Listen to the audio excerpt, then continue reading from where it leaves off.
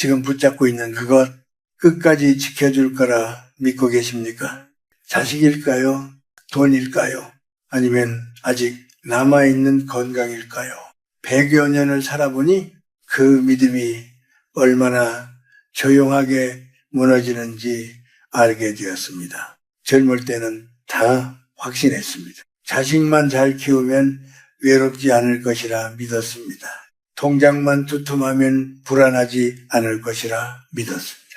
몸만 관리하면 마지막까지 버틸 수 있을 것이라 믿었습니다. 그런데 어느 날 아무 소리도 없는 집안에서 혼자 식어버린 밥을 마주하고 앉아있을 때 비로소 깨닫게 됩니다. 아무도 내 옆에 없다는 사실이 아니라 내가 믿고 살던 것들이 이미 내 곁에서 떠나고 있었다는 사실을 말입니다.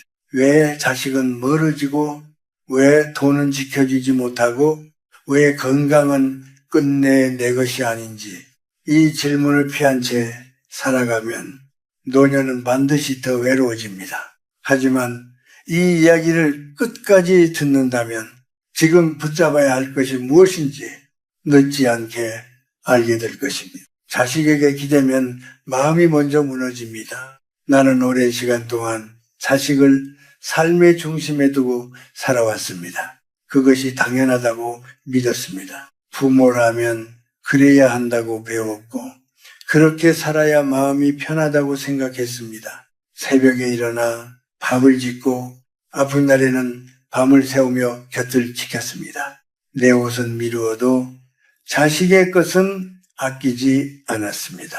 그 시절에는 그 모든 것이 사랑이었고 기쁨이었습니다. 하지만 마음 깊은 곳에는 말하지 않은 기대가 하나 있었습니다. 언젠가 내가 늙으면 이 아이들이 내 곁을 지켜주겠지. 그 기대는 아주 조용하게 자라났습니다. 그래서 나는 더 열심히 살았고 더 많이 희생했습니다.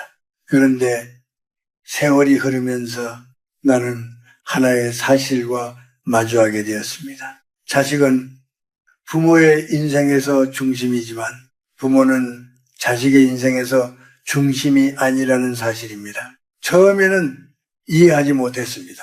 바빠서 못 오는 것이라 생각했습니다. 일이 많아서 아이를 키우느라 힘들어서 그렇다고 스스로를 달랬습니다. 명절에도 얼굴을 보지 못하는 해가 늘어났고 생일은 짧은 전화 한 통으로 지나가기도 했습니다. 그럴 때마다 마음이 조금씩 내려앉았습니다. 왜 나를 찾지 않을까? 왜 이렇게 멀어진 것일까? 그러나 시간이 더 흐르고 나서야 알게 되었습니다. 그것은 배신이 아니었습니다. 세상이 바뀐 것이었습니다. 지금의 자식들은 자신의 삶을 지키기도 벅찬 시대를 살고 있습니다. 멀리 떠나야 하고 하루하루를 버티는 것만으로도 힘이 듭니다. 사랑이 없어져서가 아니라 여유가 없는 것입니다.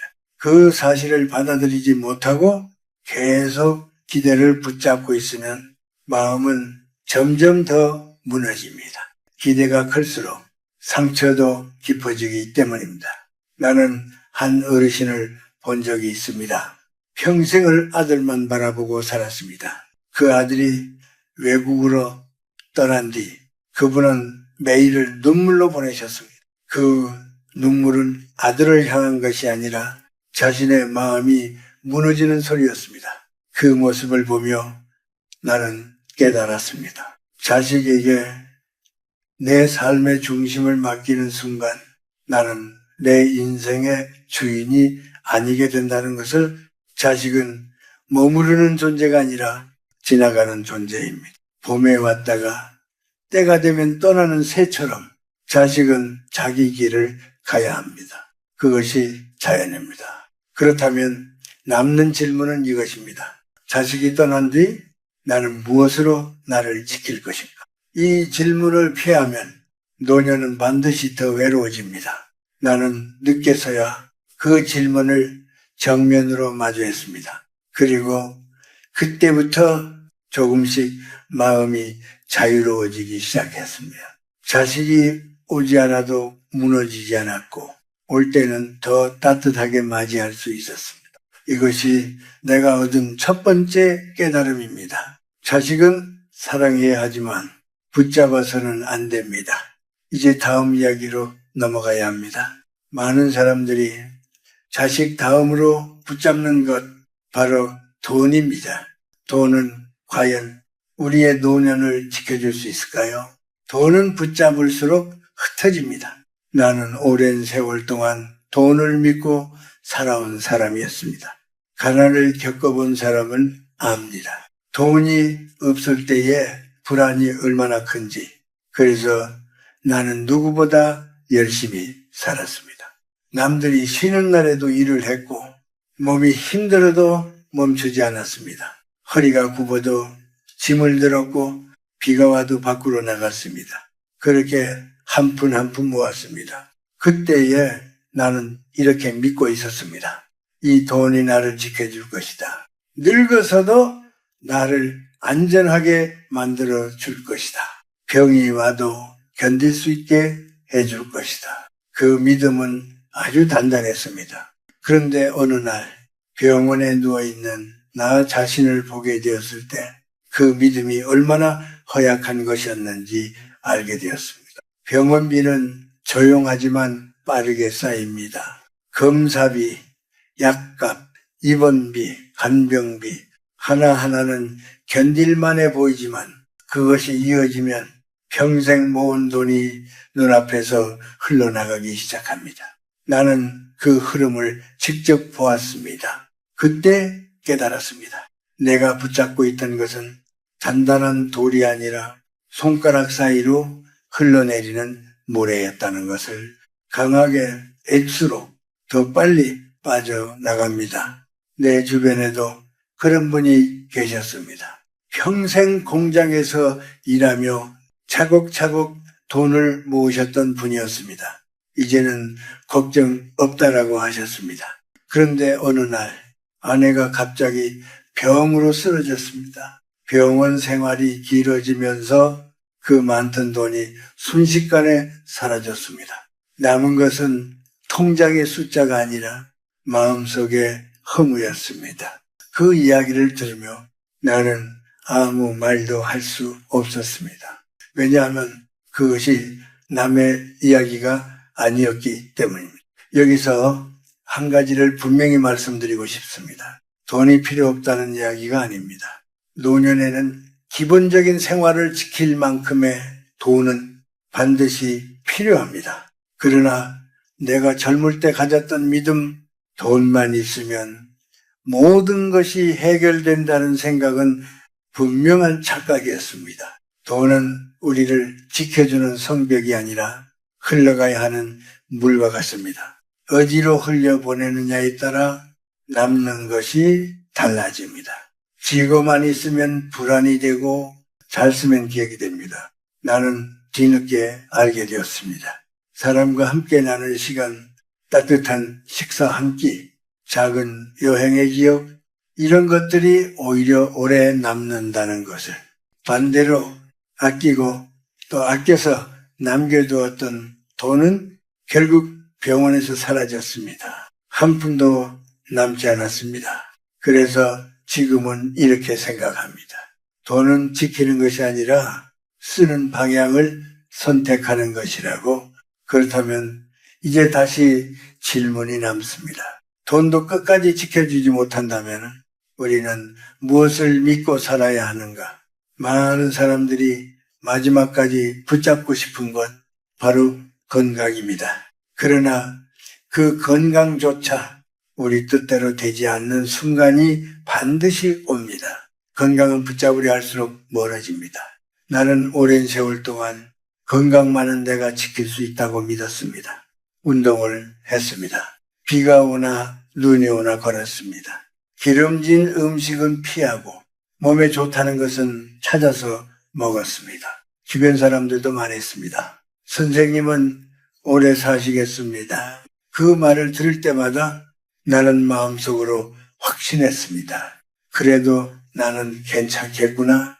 그런데 나이가 들면서 그 확신이 얼마나 쉽게 흔들리는지 알게 되었습니다. 몸은 조용히 변합니다. 처음에는 잘 느껴지지 않습니다. 그러다가 어느 순간 갑자기 낯설어집니다. 계단을 오르는 것이 힘들어지고 손에 힘이 빠지고 하루가 끝나면 몸이 쉽게 지칩니다.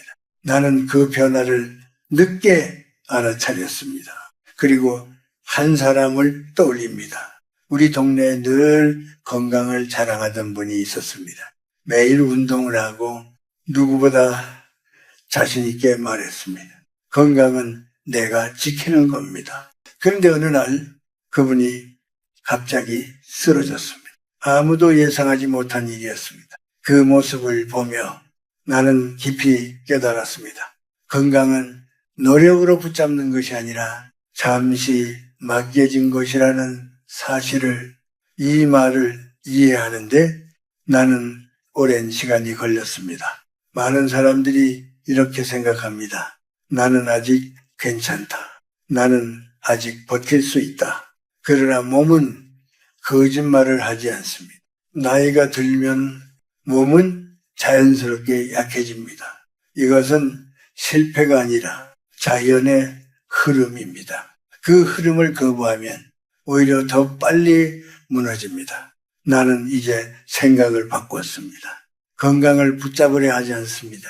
대신 관리하고 받아들입니다. 운동은 억지로 하는 것이 아니라 습관처럼 이어가고, 음식은 두려움이 아니라 즐거움으로 받아들이고, 병원은 피하는 곳이 아니라 몸을 살피는 곳으로 생각합니다.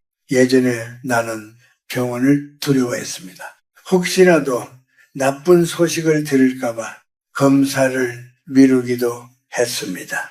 하지만 지금은 압니다. 두려운 것은 병이 아니라 병을 모른 채 지나가는 것입니다. 몸은 언젠가 약해집니다. 이것은 피할 수 없습니다. 그러나 한 가지는 남습니다. 몸이 약해져도 마음까지 무너지지 않는 사람은 끝까지 자신의 삶을 지켜냅니다. 그렇다면 이제 다시 묻게 됩니다. 자식도 아니고 돈도 아니고 건강도 아니라면 무엇이 사람을 끝까지 지탱해 주는가? 그 답은 생각보다 가까이에 있습니다. 아주 작은 관계, 그리고 그 관계를 대하는 태도에 있습니다. 다음 이야기는 그 작지만 결정적인 힘에 관한 것입니다. 결국 사람을 살리는 것은 관계와 품격입니다. 나는 오래 살아오면서 많은 것을 잃는 과정을 지켜보았습니다. 자식은 멀어지고 돈은 흩어지고 건강은 예전 같지 않게 됩니다. 그때 비로소 남는 것이 무엇인지 보이기 시작합니다. 사람입니다. 그리고 그 사람을 대하는 나의 태도입니다. 어느 겨울이었습니다. 집안은 조용했고 밥을 지어도 식탁은 비어 있었습니다. 시간이 지나도 마음은 채워지지 않았습니다. 그때였습니다. 동네 작은 가게에서 늘 보던 분이 나를 보며 말했습니다. 오늘도 나오셨네요. 날씨가 춥습니다. 그 짧은 한마디가 내 마음을 오래 붙잡았습니다. 왜였을까요? 그 말 속에는 이런 뜻이 담겨 있었기 때문입니다. 당신은 아직 이곳에 필요한 사람입니다. 그 한마디가 그날 밤 내 마음을 따뜻하게 했습니다. 나는 그때 알았습니다. 노년의 삶을 지탱하는 것은 큰 관계가 아니라 작은 인연이라는 것을. 매일 스쳐 지나가지만 나를 알아보고 나를 기억해주는 사람, 그런 인연이 사람을 다시 살게 합니다. 그러나 반대로 사람을 지치게 하는 관계도 있습니다. 늘 불평하고 세상을 원망하고 누군가를 탓하는 사람, 그 이야기를 듣고 돌아오면 마음이 무겁고 아무것도 하고 싶지 않게 됩니다. 나는 늦게서야 깨달았습니다. 내 나이가 이미 많이 되었는데 왜 아직도 다른 사람의 짐을 대신 들고 있는가? 그날 이후 나는 조용히 관계를 정리하기 시작했습니다. 그러자 놀랍게도 마음이 훨씬 가벼워졌습니다. 사람의 마음에도 정리가 필요합니다. 집 안의 물건을 정리하듯 관계도 정리해야 합니다.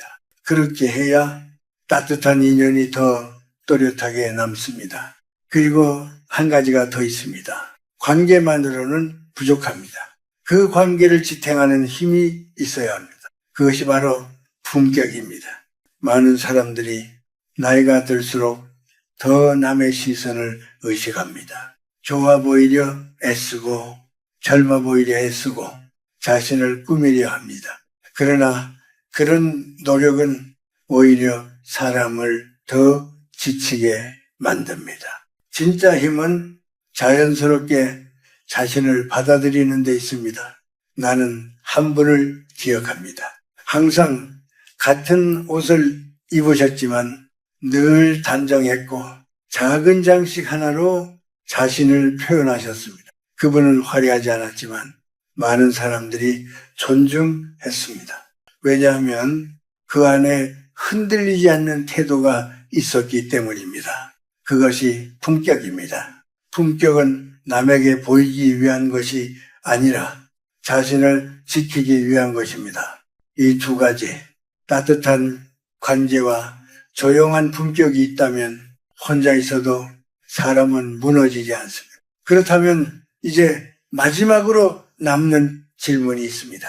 모든 것이 줄어들고 사라지는 시간 속에서 사람은 무엇으로 하루를 보내야 하는가? 그 답은 멀리 있지 않습니다. 바로 오늘입니다.